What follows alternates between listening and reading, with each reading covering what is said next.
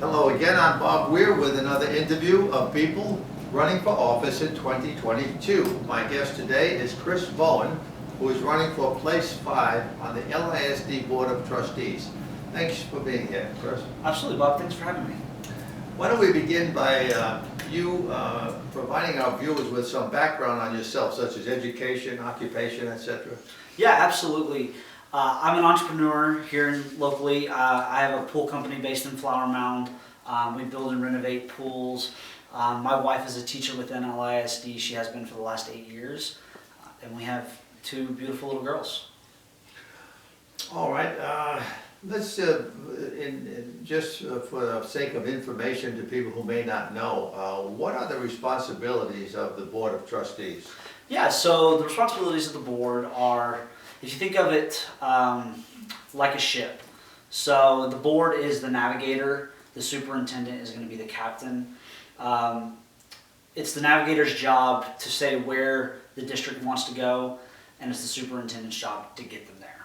So it's the board's responsibility to set that expectation of where the district needs to lead and needs to go.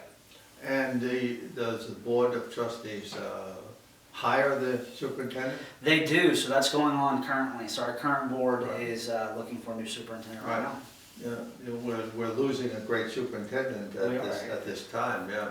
We are. So the search is on, and it's going to be hard to replace him. It is. What else, though? Is it the budget they also handle? Yes, they work on the budget. They help approve certain expenditures. So recently they approved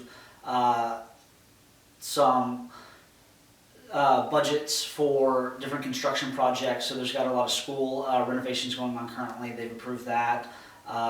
They've worked to hire new subs and things like that. So they do a lot with the budget. Oh, yeah.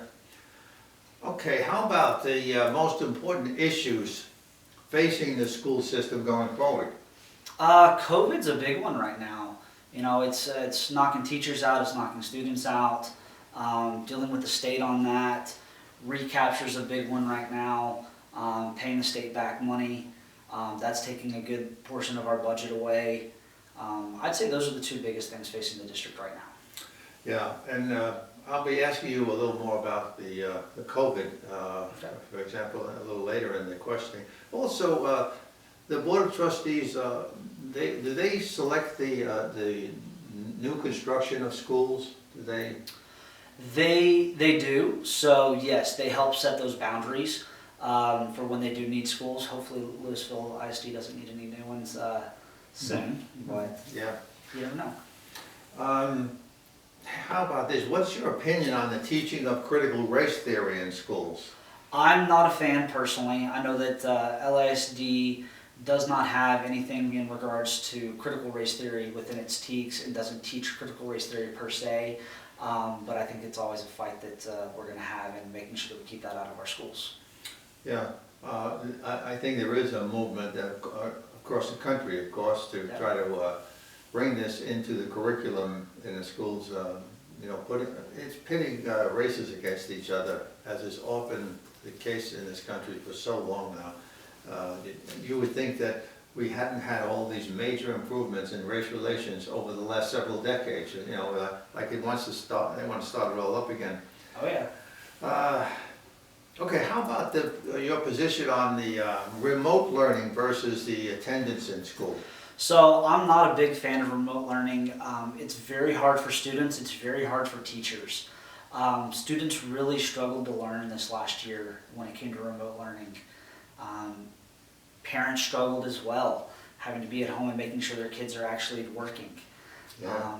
I think that we're going to have an entire generation of kids that are behind. Yeah, and not only in the education of that they get from history and geography and math, but also what are they losing in their ability to mingle with others? Yeah, absolutely. That's a big part of it as well, is they're not getting that valuable time to spend with other kids their age and learning how to interact with other kids. It's especially hard for kids in the lower grades. You know, yeah, their ability to socialize. It's really important as you're growing up to be around others of the same age, and And, you know, we used to, what was it we used to say in schools? You get a grade for how, whether or not you can work well with others. Right? Yes, Right. exactly. We would have a generation of kids that have never had the opportunity to work with others. Exactly. So we're big proponents of in-school, and we'd like to see it stay that way. I don't want to go back to video conferencing for schools. All right, let's get on to the current mask requirements in LISD schools. Okay, so currently they're not required.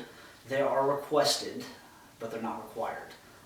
They've been following the state's lead on that. The state has said that there's going to be a no mask mandate, so as long as that's the case, from the board members that I've spoken to, that's going to be LISD's take on that, Yeah. which I'm a fan of.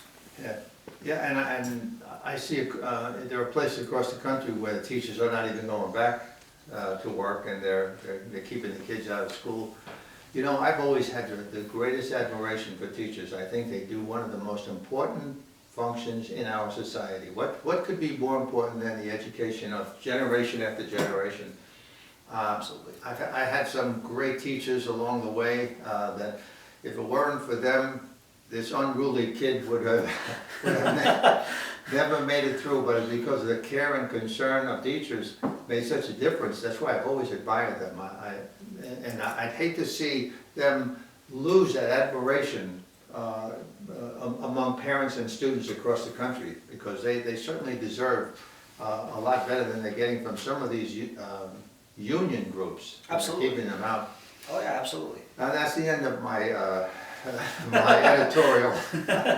How about this, Chris? What's the current budget of LISD? So it's around 550 million. So it's definitely up there. LISD is a giant ran corporation. I believe they've got around 6,000 employees, somewhere around there. 3,500 teachers, 50,000 students. It's a massive corporation. It's a massively ran entity.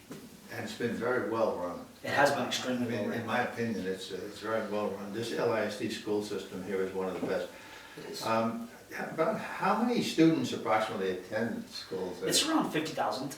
50,000? Yes. So LISD is massive. It's Louisville, Double Oak, Highland Village, Oh, Flower yeah. Mound, Into Grapevine, Carrollton, Yeah. the Colony, Frisco. Yeah. It's massive. Do you know maybe how many teachers are employed in the school? Around 3,500. It's just slightly 3,500. over that. Okay. Well, we're moving quickly already toward the end of this. It goes very fast. Do you have any talking points you'd like to add about why you're running and before we close? Yeah, absolutely. One of the big reasons why I'm running is my wife's been an LISD teacher for around 8 years. This last year in particular has been extremely hard for her. There's a few things that happened that I'd like to not see happen again, because it's really pushing some teachers out of the profession. And I think it's important that we keep those teachers in the profession and keep them impacting students' lives.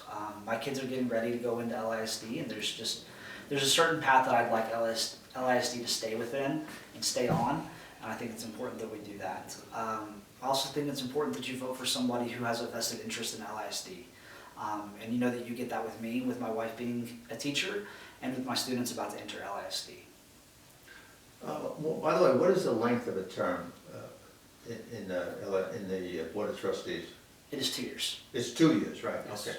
Yeah, I sometimes forget the 4 years and the 2 years. Uh-huh. All right, well, I think you've explained very well these questions, and I wish you good luck in the election. Thank you so much. I appreciate your time today. Thank you, Chris.